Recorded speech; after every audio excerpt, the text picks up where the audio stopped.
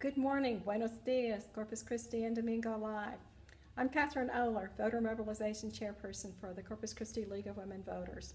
Thank you for this opportunity to share how the League is continuing to carry out its mission of encouraging informed and active participation in government, particularly this year because it is an election year and because this is the 100th anniversary of the 19th Amendment, which gave women the right to vote.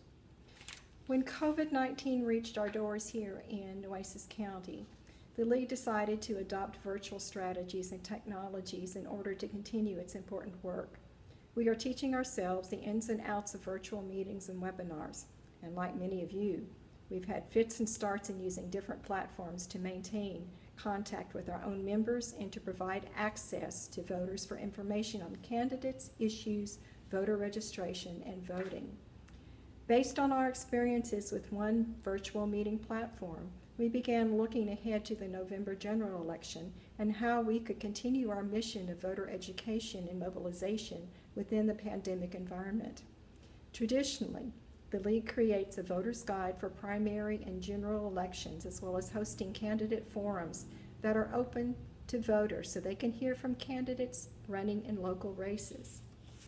We deliver print and electronic versions of our voters' guides in order to provide this service to as many voters as possible.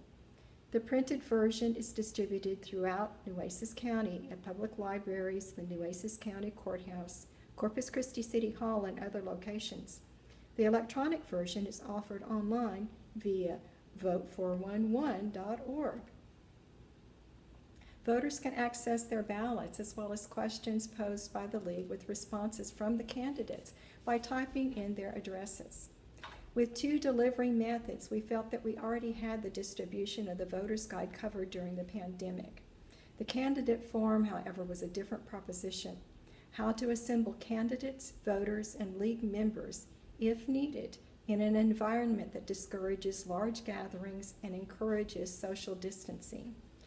Fortunately, we had two scenarios that tipped the situation in our and voters' favor: our experiences conducting League virtual meetings and a postponed primary runoff with only 2 races and 4 candidates, Nueces County Constable Precincts 2 and 4. Even though the League is a nonpartisan organization and normally does not host a runoff candidate forum, we reached out to these local candidates to see if they were willing to participate in a mini forum to give us the opportunity to work with a webinar platform, integrate webinar with YouTube live stream, and onboard the candidates. You can watch this candidate forum on the League's YouTube channel, lwv-cc area. Based on this trial run, complete with some challenges, we believe that the overall experience appears to be positive. So planning is underway for the general election. Based on the number of races in that election, we are tentatively thinking we will hold a series of candidate forums across several days to accommodate the contested county and municipal races. We want to remind voters that early voting begins this Monday, June 29th, tomorrow, and to encourage them to cast their ballots following best practices for health and well-being. Vote by mail if you're eligible.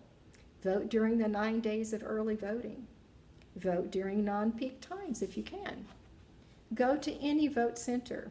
Use one with shorter lines if time and transportation permit. Wear a mask. Minimize person-to-person contact. Wash, sanitize your hands. Plan your ballot before you go with Vote 411. And bring your ID. Thank you, KIII, for the opportunity to share this important information for safe and informed voting. If you or viewers have questions, please contact Corpus Christi League of Women Voters. Thank you.